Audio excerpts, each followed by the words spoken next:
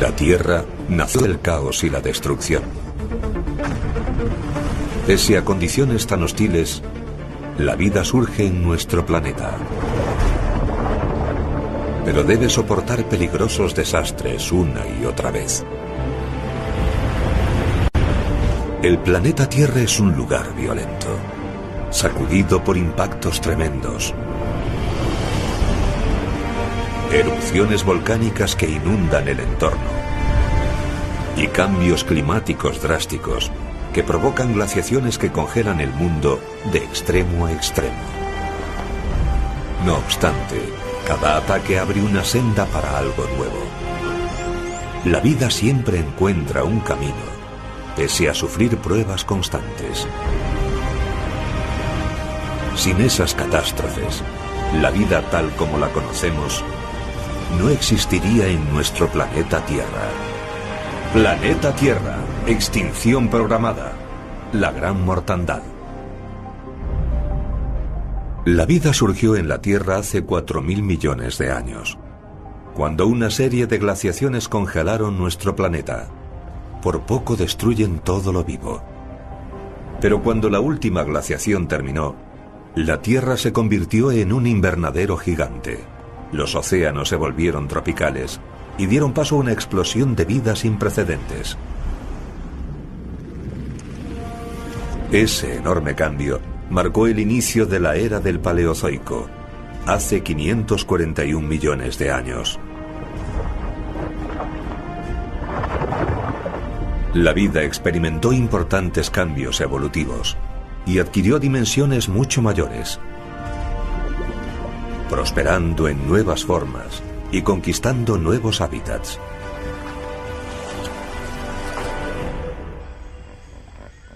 Pero durante esa era, que duró cerca de 300 millones de años, el planeta sufrió catástrofes mortíferas. La última y peor fue una enorme extinción que destruyó casi toda la vida del planeta. Científicos de todo el mundo investigan cómo evolucionó la vida en el Paleozoico y qué circunstancias acabaron provocando el desastre conocido como la Gran Mortandad. Marruecos. En este seco y desértico entorno norteafricano hay restos fosilizados de la revolución biológica que se conoce como explosión cámbrica. El paleontólogo Philip Havlik está aquí para averiguar más sobre cómo evolucionó esa vida compleja. Todo tuvo lugar bajo el agua, en lo que antes fue un extenso océano. La explosión cámbrica al inicio del período cámbrico es de lo más interesante para cualquier investigador de la evolución. Fue el momento en que casi todos los grupos de animales invertebrados surgieron de golpe, como de la nada. Empezaron a dividirse en todo tipo de especies. Hemos encontrado cientos de especies dentro de un período muy corto de tiempo. Aún hace falta investigar mucho más sobre esto, y no sabemos del todo lo que ocurrió en realidad. Philip ha quedado con un comerciante local de fósiles que lo ayudará a descifrar ese episodio. Como muchas personas de la zona, Mohand Madi lleva toda la vida comerciando con fósiles. Podemos mirar en esta capa. Quizá primero sobre las piedras, ¿no? Enseguida los expertos encuentran algo interesante. ¿Qué le parece esto? Caramba, es un buen fósil, un trilobites. Está casi entero. Casi entero, sí. Los trilobites son como cucarachas entre los fósiles. Su cuerpo está dividido en 3 partes. Tenemos la cabeza, el céfalon, el tórax, el cuerpo, y el pigidio, el extremo trasero del trilobites. Los trilobites surgieron al principio del Cámbrico. Esos artrópodos forman uno de los primeros y más diversos grupos de organismos pluricelulares de la Tierra. Además de la peculiar forma de su cuerpo, los trilobites tenían un exoesqueleto duro hecho de quitina. Eso protegía su cuerpo blando y permitió que sus fósiles se conservaran bien. Aunque los trilobites eran una gran parte del ecosistema marino, no eran los superdepredadores de la época. A un animal aterrador con forma de gamba gigante llamado Anomalocaris le correspondía ese honor. Los Anomalocaris fueron la máquina de combate del Cámbrico. 1 metro de largo, dotados de pedúnculos oculares que les daban visión en 360 grados y tenían unos brazos largos prensiles por delante. Todo lo que se les acercaba acababa devorado.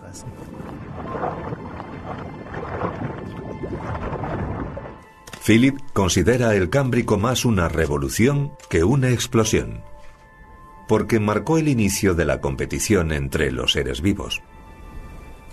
Algunos desarrollaron caparazón y otros armas para romper ese caparazón, así que hubo una carrera armamentística extrema. Uno tenía herramientas potentes, otro tenía pinchos y los usaba para contraatacar. Y al final surgieron los animales marinos que conocemos hoy. La vida explotó en los océanos.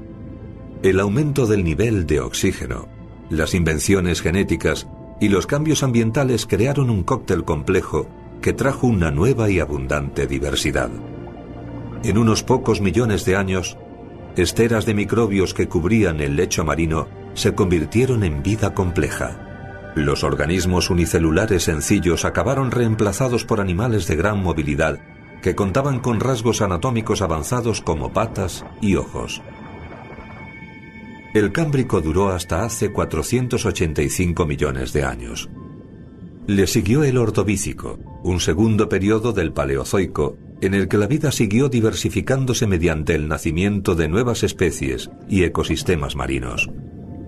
Los organismos dominantes del Cámbrico acabaron reemplazados por una amplia variedad de nuevos invertebrados marinos. Las rocas marroquíes tienen restos muy bien conservados del Ordovícico. Mohand lleva a Philip a un lugar donde hace poco encontró un cefalópodo, un animal con forma de calamar que era aún mayor que los Anomalocaris. Eso es lo que encontramos no muy lejos de aquí. Caramba, vaya, fíjate, es una pieza estupenda. Y el mayor de estos podía alcanzar 9 metros. Se llamaba Cameroceras. Y en Rusia encontraron un caparazón. Caramba. El Cameroceras era el mayor depredador del Ordovícico. 10 tentáculos se proyectaban desde su cuerpo cónico y le permitían atrapar y alimentarse de trilobites y otros animales. Los tentáculos atrapaban a la presa, luego la llevaban hacia adentro para ser devorada. Ese enorme aumento de tamaño se atribuye a las presiones evolutivas que surgen en la dinámica depredador-presa. Ser grandes puede ayudar a los animales a evitar a los depredadores o a convertirse ellos mismos en depredadores más efectivos. Los científicos creen que el entorno también influyó en ese crecimiento. En el Ordovícico, las primeras plantas surgieron en tierra, lo que aumentó el nivel de oxígeno, y se produjeron fluctuaciones en el clima. A su vez, eso hace avanzar mucho la evolución. La vida debe enfrentarse a nuevas situaciones una y otra vez. Los fósiles marroquíes encontrados plasman un mundo ordovícico lleno de vida, repleto de criaturas cada vez más complejas. Pero hace unos 444 millones de años, todo cambió de repente. Los fósiles muestran que hubo una enorme mortandad. Aún con sus nuevas adaptaciones, más del 85% de la vida marina quedó exterminada. Philip busca pistas sobre lo que ocurrió en el extremo norte del desierto del Sáhara. Aquí tenemos un lecho marino en el que se conservaron muchos fósiles diversos, los cuales indican que estamos en el momento temporal preciso. Pero entonces encuentra algo extraño. Aquí tengo una piedra dentro de otra, y eso no debería ocurrir en este depósito marino. Esto estaba bastante mar adentro, así que no debería haber guijarros, sobre todo no con aristas. Solo hay un modo de que aparezcan tan mar adentro, que un pequeño iceberg llegara hasta aquí. Cuando los glaciares se mueven por tierra, trituran las rocas que hay bajo ellos, y recogen y transportan fragmentos de ellas hasta que el hielo se funde. Hawley cree que cuando un iceberg se derritió en el océano Ordovícico, dejó este guijarro aquí hace unos 444 millones de años. Una glaciación parece ser la única explicación para el guijarro atrapado en una piedra más antigua. También encontramos cosas así en otros sitios del mundo, no solo en el norte de África. También aparecen en Sudáfrica y en el sur de Europa. Es algo que aparece en todas partes. Eso significa que al darse un enfriamiento generalizado, la mayoría de los animales, por entonces solo marinos, no tienen oportunidad de sobrevivir. Es decir, que la mayor parte acaban extinguiéndose. La vida completa estaba floreciendo hasta que de pronto todo cambió. Como los depósitos glaciares se produjeron al mismo tiempo que la extinción masiva, parece plausible que una glaciación fuera la responsable de la muerte de tantas especies nuevas.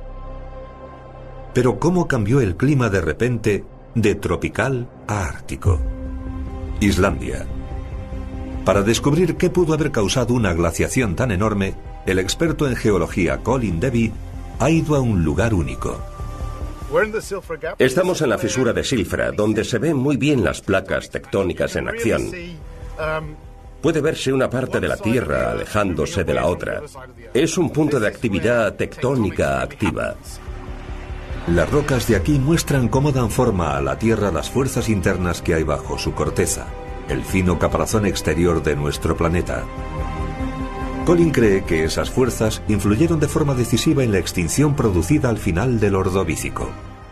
Islandia es el único lugar del planeta donde se ve que en la superficie de la Tierra las placas tectónicas se separan. Las placas tectónicas dan pistas sobre lo que está pasando bajo la superficie de la Tierra. Hoy existen 7 placas grandes y muchas otras pequeñas. Todas descansan sobre la roca fundida del manto de la Tierra y están muy cerca unas de otras. Las placas tectónicas se mueven debido al calor de los procesos radiactivos del interior de la Tierra. A veces se acercan mucho entre sí y otras se alejan. Este es el borde de una placa. Esto es lo que se denomina deriva continental. Este es el resultado de que Europa vaya hacia allí y América hacia allí. No muy rápido, más o menos tanto como nos crecen las uñas. La fisura es parte de la dorsal mesoatlántica entre la placa tectónica norteamericana y la euroasiática. Este ha sido el viaje transatlántico más fácil de mi vida y el más rápido.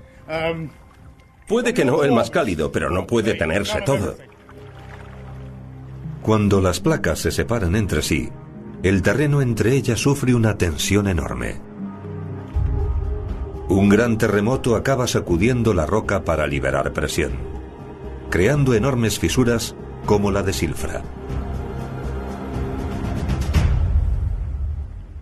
Lo que ocurre aquí suele ocurrir en el lecho marino a unos 2.500 metros de profundidad. En el Atlántico incluso más, a 4.000 y 5.000 metros.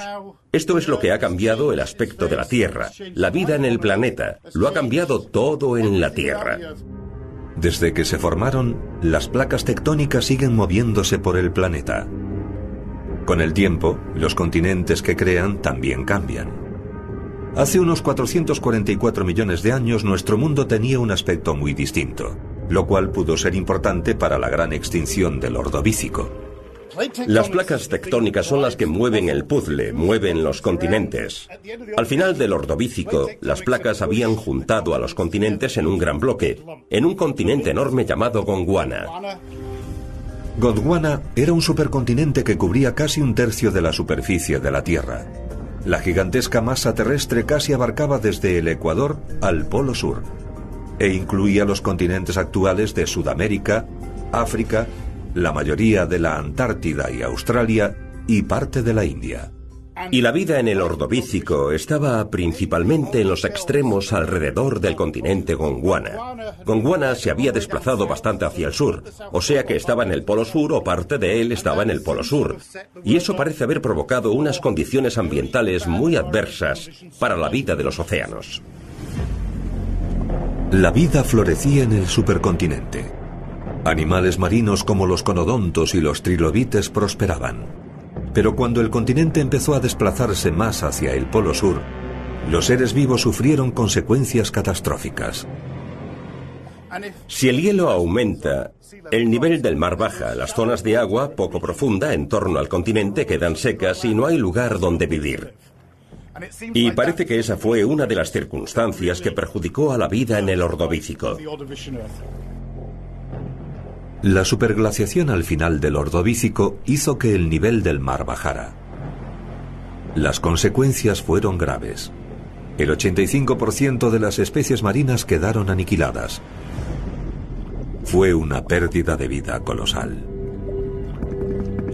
La gran extinción del Ordovícico dio paso al período silúrico, que empezó hace 443 millones de años. Se caracteriza por la recuperación y triunfante renacimiento de la vida tras unos pocos millones de años. Los animales evolucionaron rápido y se hicieron aún más complejos. Aprovecharon nuevos hábitats, buscaron nuevas fuentes de alimento y se movían de otra forma. El silúrico acabó hace 419 millones de años y dio lugar al período devónico. De nuevo en Marruecos, Philip Hablik se reúne con el comerciante de fósiles Mohand Imadi para investigar cómo evolucionó la vida en este importante capítulo de la historia de la Tierra. El devónico también se conserva de maravilla en las rocas marroquíes. Con los años, Mohand ha reunido muchos fósiles de ese periodo, sobre todo trilobites. Estas son las piezas devónicas que he reunido con el tiempo. ¿Son 20 años de coleccionismo? Puede que más, sí. Los trilobites en el período devónico muestran una gran diversidad. Hay algunos con ojos enormes, con muchas facetas complejas. Pueden verlo prácticamente todo. Algunos incluso tienen apéndices en la cabeza para poder nadar en aguas abiertas. Hay todo lo que puedas imaginar.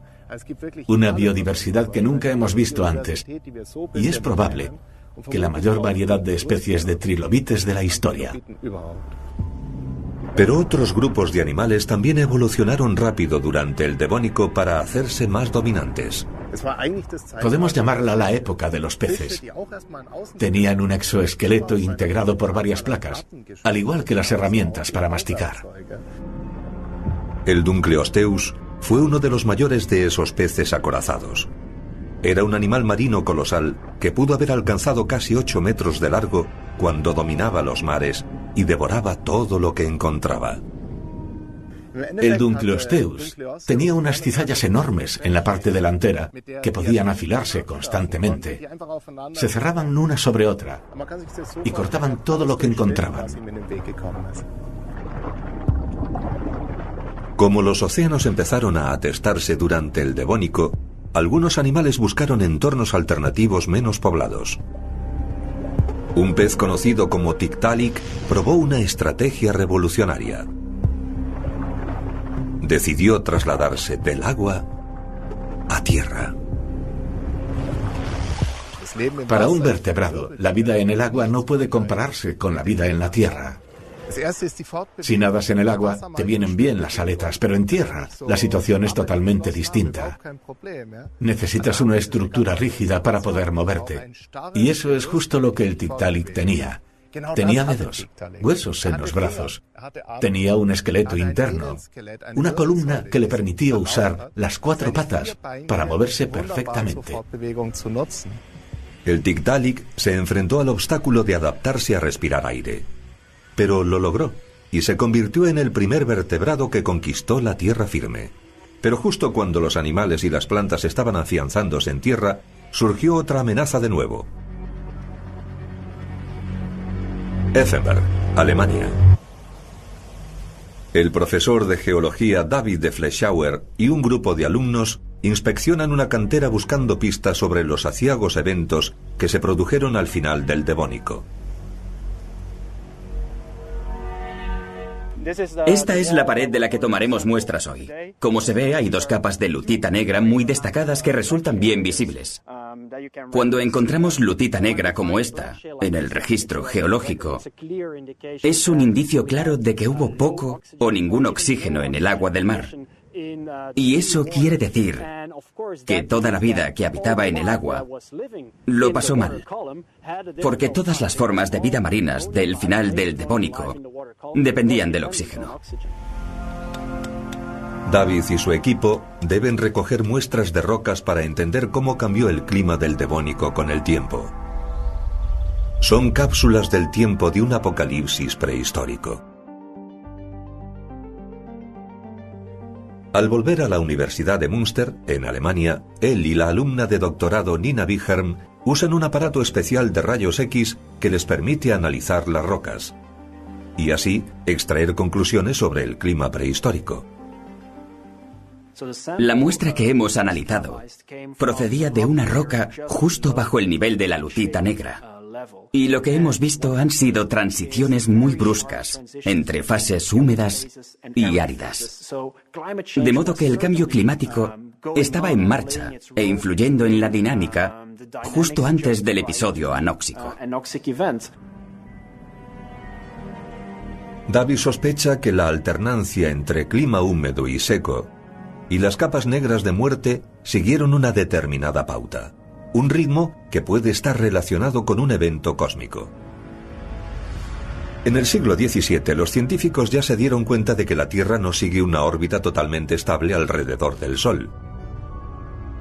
Y el matemático serbio Milutin Milanković calculó después que la posición astronómica de la Tierra respecto al Sol cambia con el tiempo, incluida la forma de su órbita. Es algo llamado excentricidad, y pasa de ser un círculo perfecto a una forma más elíptica cada 100.000 y cada 400.000 años. Eso provoca fluctuaciones en la distribución de la energía solar sobre el planeta, que a su vez provoca cambios climáticos. Además, la órbita elíptica coincidió con un cambio evolutivo.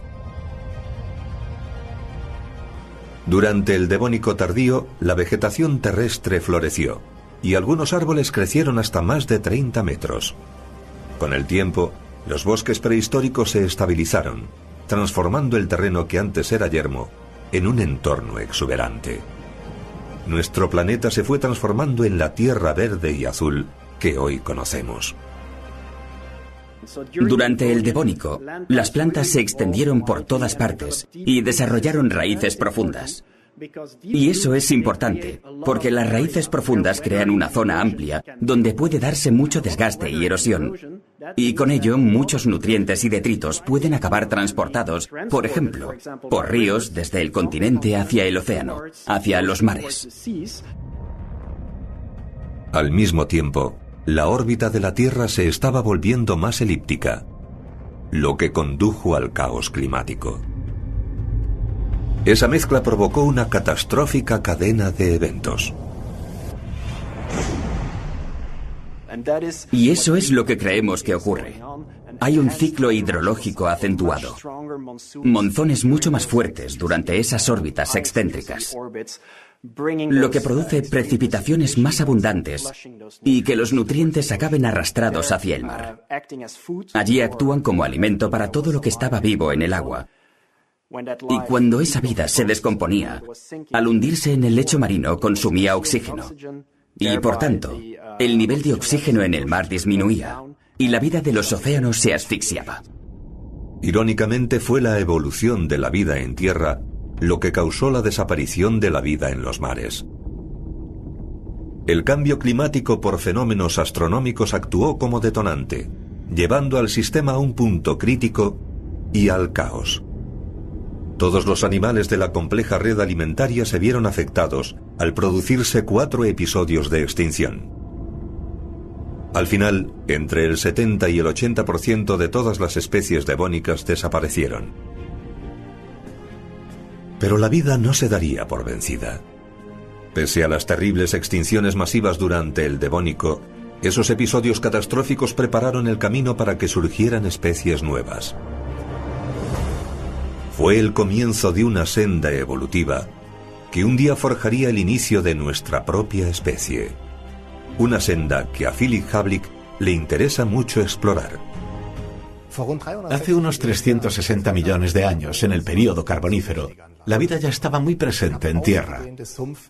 Había extensos bosques pantanosos y todo estaba lleno de vegetación. Y entre la maleza había mucha vida, incluidos insectos enormes. Uno de los más imponentes eran estas pequeñas libélulas que tengo aquí. La meganeura, un animal con una envergadura de 50 centímetros, o sea, que era al menos 5 veces mayor que las libélulas de ahora. Eran muy grandes. Pero aunque los insectos adquirieron gran tamaño y los anfibios dominaban los pantanos prehistóricos, un nuevo grupo de animales daría el salto evolutivo más importante de toda esa era. En el período carbonífero, los vertebrados ya habían conquistado todas las zonas costeras de los continentes. No obstante, les faltaba un paso muy importante aún para adentrarse todavía más en tierra. Los reptiles darían ese salto. Por primera vez en la historia de la vida, los animales podrían vivir totalmente fuera del agua. ¿Pero cómo? La solución fue tan ingeniosa como sencilla. Lo que llamamos clara, ese líquido transparente, permite que la vida en desarrollo nade en un pequeño mar. Ese océano no solo contiene el embrión, que está en esta sustancia resbaladiza, también contiene una gran cantidad de alimento.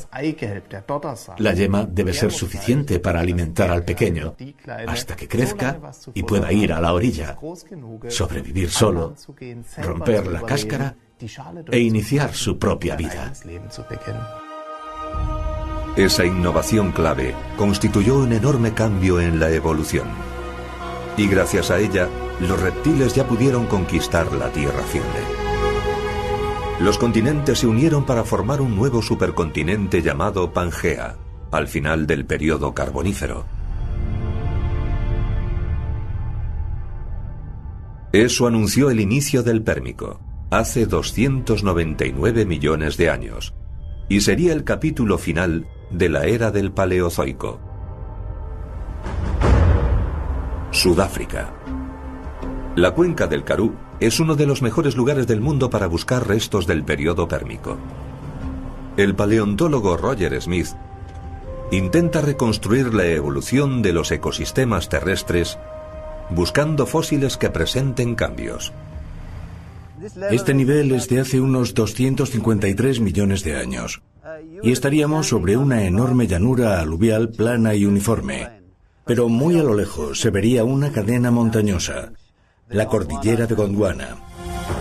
Las montañas se formaron cuando el continente de Gondwana se unió. Enormes picos se levantaron al converger las placas continentales en una masa terrestre gigantesca. Millones de años después, cuando Gondwana empezó a dividirse en pequeños continentes, se creó un valle enorme. La fisura se ensanchó y profundizó con el tiempo, llenándose de sedimentos arrastrados desde las montañas circundantes. Lo que queda hoy se conoce como Cuenca del Karoo. A finales de la década de 1960, cerca de la ciudad de Fraserburg, se descubrió por casualidad un increíble yacimiento de fósiles, y permite echar un vistazo al pasado prehistórico de la zona. Esto es una maravillosa paleosuperficie. Es una parte de la llanura aluvial prehistórica que quedó capturada y congelada en el tiempo. Es como una paleopolaroid del período pérmico medio. Muestra todo lo que pasaba en las antiguas llanuras aluviales del Karoo. Fijaos en estas ondulaciones. Se ven tan recientes y claras como si se hubieran hecho hace unos días. Y allí está la otra mano derecha. El animal haría un movimiento así. Giraría así, de nuevo así, y luego así. Las huellas pudo dejarlas un Moskops, un herbívoro que pesaba 2 toneladas y medía 4,5 metros de largo. Esa especie pertenece a los terápsidos, un grupo de animales que representa un paso crucial en la evolución de los mamíferos. Aunque no del todo erguidos, los terápsidos ya tenían una postura más enderezada y otros rasgos de tipo mamífero. Había abundancia de comida en esta zona hace 260 millones de años, y la vida prosperaba en el clima templado. La vegetación de las orillas fluviales alimentaba a los grandes rebaños de herbívoros, que estaban dominados por los muskox. Pero también había terápsidos carnívoros. Hacia el final del Pérmico surgió un nuevo tipo de depredador: los gorgonopsios. Eran animales grandes con mandíbulas potentes y dientes en forma de sable. Los rebaños de herbívoros eran la presa perfecta para ellos. Esto es un gorgonopsio. Es un carnívoro, sin duda, por sus caninos afilados, en forma de sable, y estos temibles incisivos afilados. Con depredadores carnívoros y una amplia variedad de posibles presas, aquí hubo una cadena alimenticia variada y dinámica durante millones de años. Pero la cuenca del Karoo también revela que algo cambió hace unos 250 millones de años. Un cambio drástico que puede verse claramente en las rocas. Aquí tenemos un gran cambio de color que puede percibirse desde lejos. Y vemos que estas rocas de barro, gris azuladas, de llanura aluvial húmeda, se transformaron rápidamente aquí en algo muy rojo y muy semiárido, por así decirlo. La causa más probable de esa sequedad es un cambio en el clima que fue muy rápido, y las consecuencias que ese cambio produjo en el entorno y luego en los animales y las plantas fueron tremendas. Vemos que es abrupto, muy rápido, y pudo abarcar tan solo 10.000 años o hasta 100.000, pero está en esa franja de tiempo.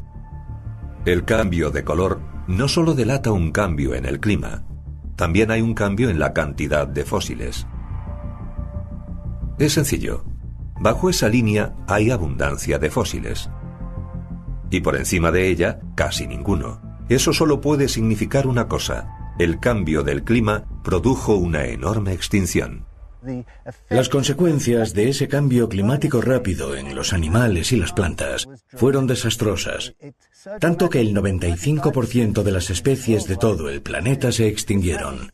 Fue la extinción más enorme de la que hay constancia en la Tierra. El antes exuberante entorno pérmico se secó de repente. Ocurrió algo drástico que provocó la extinción de casi todas las especies de nuestro planeta. Un episodio que acabó conociéndose como la Gran Mortandad.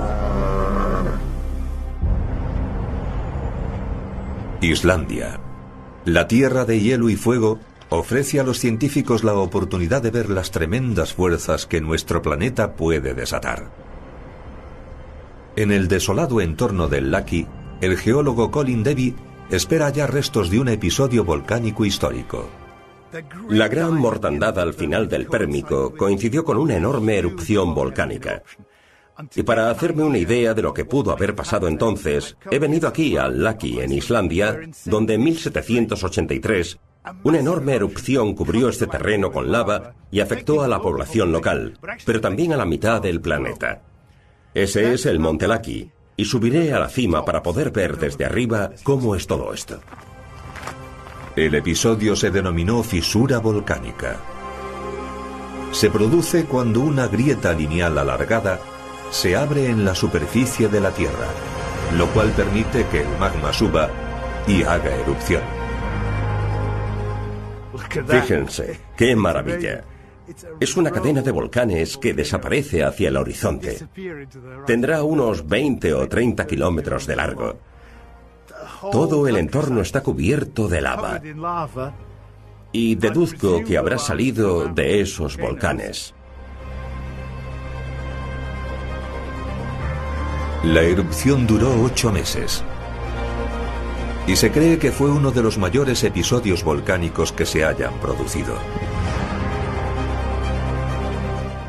Ahora estoy justo sobre la grieta. De aquí salió el magma. Cuando la erupción se produjo, no podríamos estar por aquí porque estaría lleno de magma. Esto era un canal de magma. De este seguro que salió mucho material, mucha lava, que fluyó por esa grieta y cubrió toda la zona, lo que vimos desde la cima del volcán. La cantidad de lava producida por la fisura volcánica del Laki en 1783 a lo largo de 8 meses es impresionante. Expulsó 14 kilómetros cúbicos de magma, lo cual es imposible de imaginar. Pero si pudiera extenderse toda ella por todo Estados Unidos, sería como el glaseado de una tarta. 1,4 milímetros de lava cubrirían todo Estados Unidos. Es mucho. Pero eso no es nada comparado con lo que ocurrió al final del Pérmico.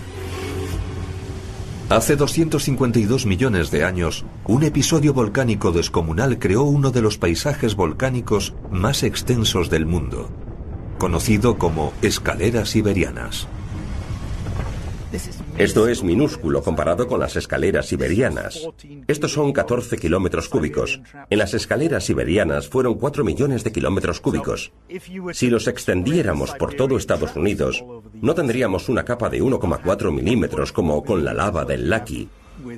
Serían 400 metros de lava. Es algo totalmente distinto.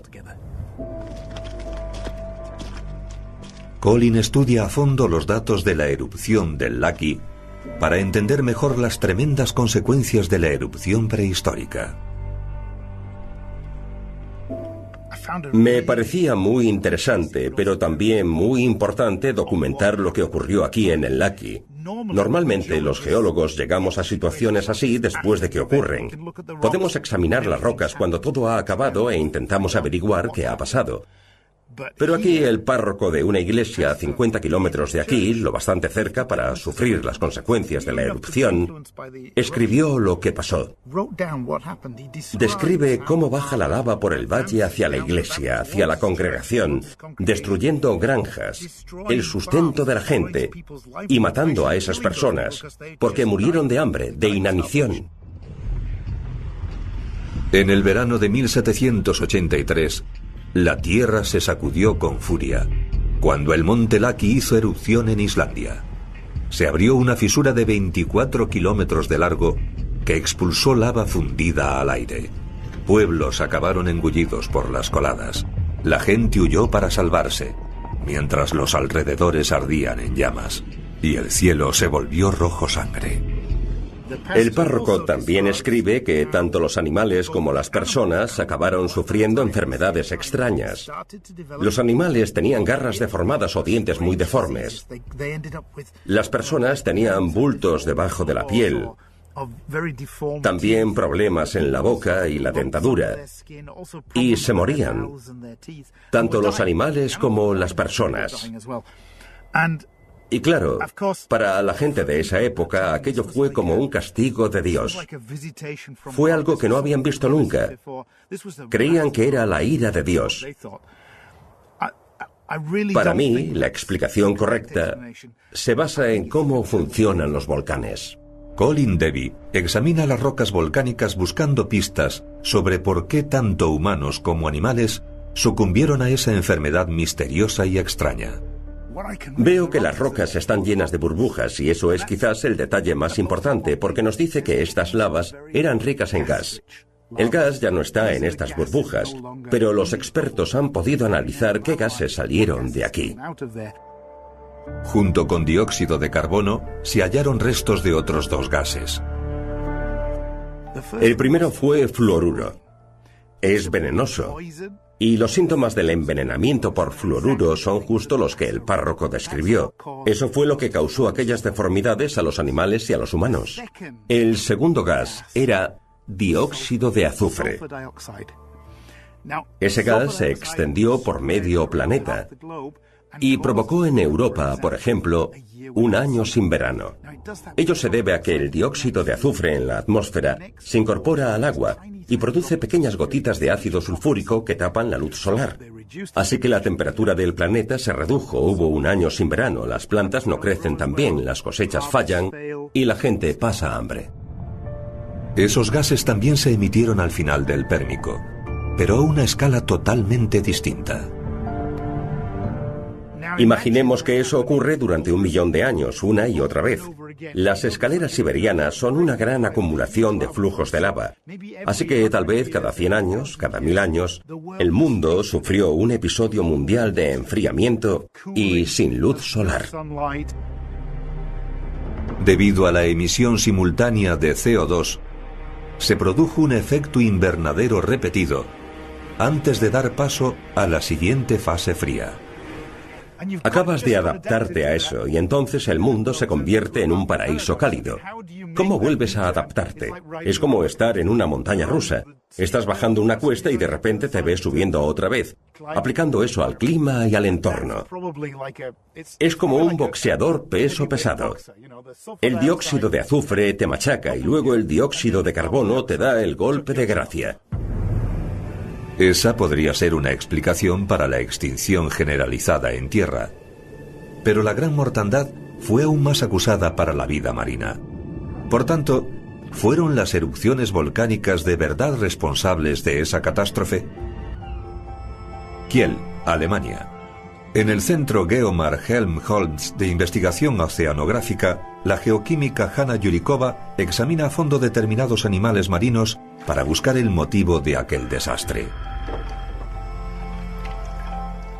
Lo que tenemos aquí son braquiópodos, unos animales muy especiales que llevan en la Tierra más de 500 millones de años, desde el inicio del Cámbrico, y han cambiado muy poco desde entonces. Al analizar los braquiópodos, Hanna espera descubrir cómo se produjo la mayor extinción generalizada de la historia de la Tierra. Estos fósiles que tengo aquí acabaron depositados en el fondo del mar de Tetis hace 252 millones de años. Y lo más importante es que algunos se depositaron antes de la gran extinción del Pérmico-Triásico, y algunos de ellos, como este, justo después. Los restos fósiles de organismos como los braquiópodos contienen pistas sobre lo que ocurrió en la Tierra en el pasado. Comparando la composición química de las conchas de los braquiópodos que vivieron antes de la extinción masiva y después de ella, espero averiguar qué produjo la gran mortandad. Los braquiópodos guardan la historia de la acidez del mar en sus conchas. Y el análisis revela que aumentó bastante al final del Pérmico. Hanna puede determinar la acidificación histórica en un experimento con braquiópodos vivos, midiendo el nivel del pH. Sé que el pH del océano a finales del Pérmico era alrededor de 8, de hecho, muy similar al de los mares ahora. Después de la gran extinción, el mar se volvió muy ácido y el pH bajó a 7,5. Eso ocurrió en muy poco tiempo, puede que en solo 10.000 años, que es un lapso ínfimo a escala geológica. Es demasiado rápido para que los organismos se adapten. Fue demasiado rápido, fue una sentencia de muerte. El ácido tiene graves consecuencias para los animales que generan caparazones de carbonato cálcico. Muchos organismos que vivían en el océano del Pérmico tardío tenían caparazones de carbonato cálcico, como este coral de aquí. Cuando el mar se vuelve demasiado ácido, ya no pueden construir sus caparazones o esqueletos. Vemos lo que pasa si ponemos un poco de ácido en este coral. Hanna quiere demostrar cómo afecta el agua ácida a la vida marina. El experimento revela el efecto devastador de la acidificación en organismos que dependen de protecciones de carbonato cálcico. El coral se disuelve. Innumerables animales quedaron condenados a morir en los mares ácidos del Pérmico tardío. Las cadenas alimenticias empezaron a quebrarse, y una especie tras otra perecieron. Fue el último aliento de la vida prehistórica en la Tierra y la época más mortífera de la historia de nuestro planeta. Pero, ¿qué causó esa acidificación generalizada? El aumento del CO2 en la atmósfera podría acidificar los océanos. Pero, ¿fue el CO2 liberado por las escaleras siberianas lo bastante importante? Tras investigar, ahora sabemos que las escaleras siberianas liberaron más de 387.000 millones de toneladas de CO2 a la atmósfera. Eso es más de 40 veces el carbono que liberaría quemar todos los combustibles fósiles que existen hoy. Pese a la enorme cantidad de CO2, Hannah sabe que no habría sido suficiente. Tuvo que pasar algo más. Aunque esa emisión fue tremenda, no creo que las escaleras siberianas bastaran para acidificar los mares en tan poco tiempo. La enorme cantidad de CO2 tuvo que venir de que la lava quemara reservas de combustible fósil existentes entonces. Creo que el mundo del Pérmico tardío ardió en llamas. Cuando los combustibles prehistóricos arden, provocan incendios por todas partes, que liberan aún más carbono a la atmósfera. Cuando los mares se acidificaron, la tierra se quemó. Fue una auténtica hecatombe. ¿Cómo podía sobrevivir la vida en ese infierno? En Sudáfrica, el paleontólogo Roger Smith intenta resolver ese enigma. El famoso buscador de fósiles sudafricano James Kitching dejó nota sobre un gorgonopsio que encontró en una formación del Triásico.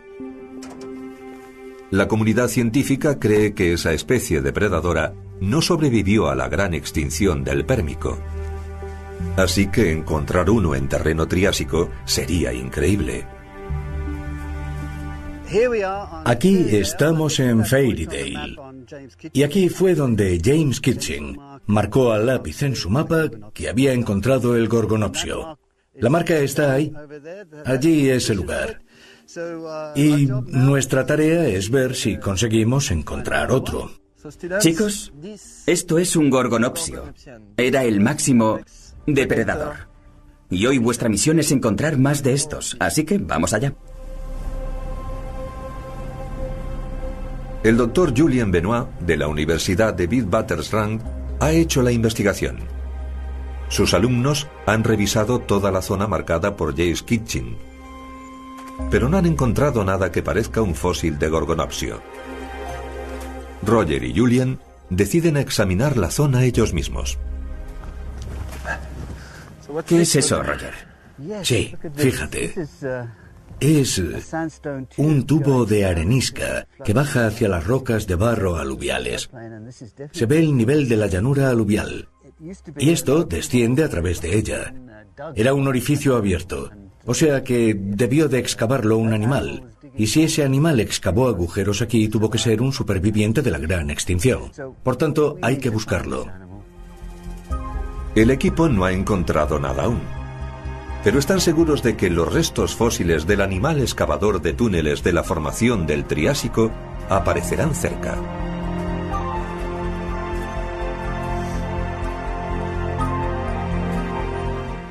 Mira, ahí hay un hueso, Roger. Aquí hay un hueso. Caramba, sí. ¿Sí? Ahí asoma algo. Vale. ¿Qué es eso? Creo que es un cráneo. Sí, esta es la órbita ocular derecha. Eso es la parte de arriba del cráneo. Y esto debe de ser el hocico. Esta es la boca. Creo que esto es un Lystrosaurus. Y bien podría ser el animal que excavó la madriguera. Como otros dicionodontes, los listosaurios solo tenían 2 dientes tipo colmillo, que usaban para defenderse y destripar pequeños depredadores, aunque eran herbívoros. Tenían un pico córneo para cortar trozos de plantas, y eran tan grandes como un cerdo robusto. La estructura de sus hombros y cadera indica que se movían semi-arrastrándose. Tenían las patas delanteras aún más robustas que las traseras, y las usaban para hacer madrigueras donde se refugiaban y alojaban.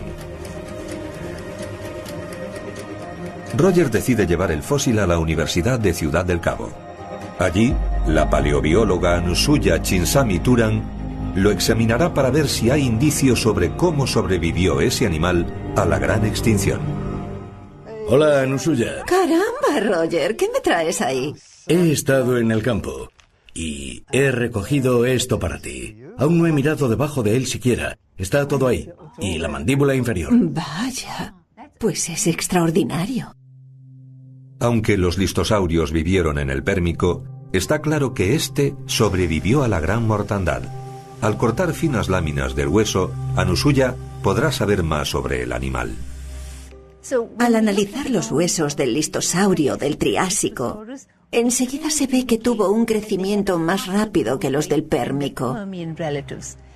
Y esa es una importante estrategia de adaptación, porque quiere decir que podían crecer más rápido, llegar a adultos antes y reproducirse enseguida.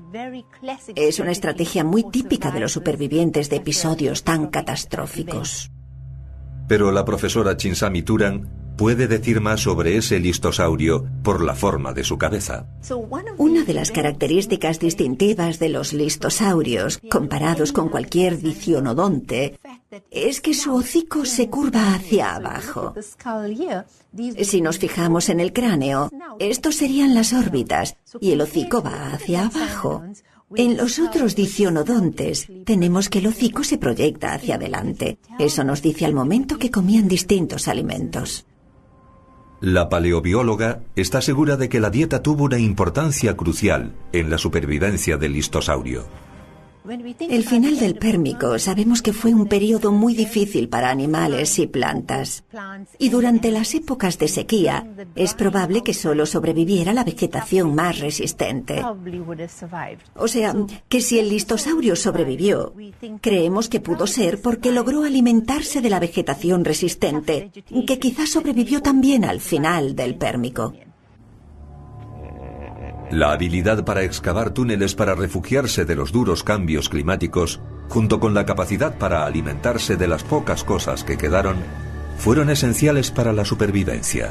El listosaurio es un buen ejemplo de que la vida siempre consigue abrirse camino, incluso ante las peores catástrofes.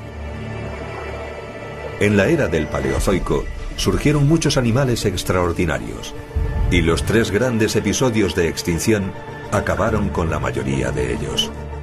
Pero ni la gran mortandad, la peor extinción de la historia de la Tierra, pudo destruir toda la vida. La nueva era del Mesozoico vería el nacimiento de los mayores y más temibles de todos los animales terrestres que hayan vivido en nuestro planeta: los dinosaurios. Cada catástrofe y extinción derivada hizo avanzar la evolución. Y al final, llevó a la vida que conocemos hoy.